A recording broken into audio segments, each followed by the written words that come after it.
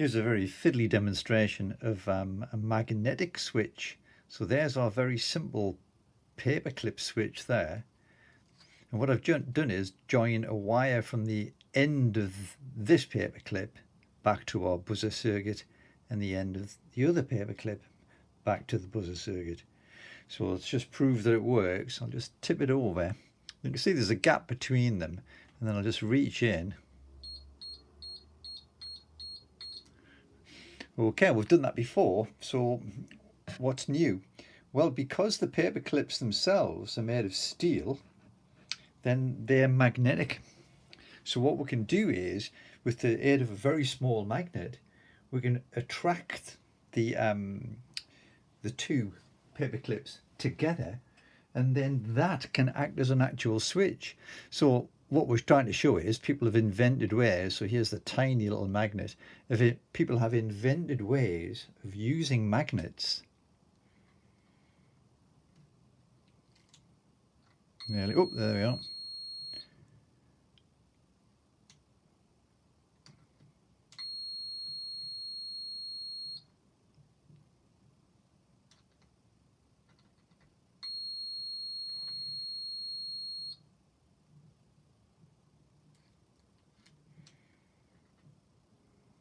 Perhaps a stronger magnet would be better.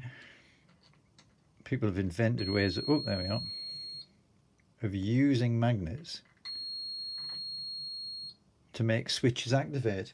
And this is put into practice in all sorts of switches. So when you don't want direct physical contact, you could just bring up a powerful magnet close to the switch. So here's our magnet, and this is what these switches look like when they're opened up. They're actually fitted into a tiny little glass tube. Could be a plastic tube, but this is a glass tube. And inside there, you've got the two little metal contacts like this. And then the magnet doesn't really have to be all that near, so the magnet might only be there. So in a machine, the switch might not have to touch something to make the machine do the next part of its operation. So you can imagine a complicated machine where lots of things are happening at the same time. Reed switches are quite often used to tell you that something is in the right position. So when that magnet is exactly the right distance away, then something else would happen.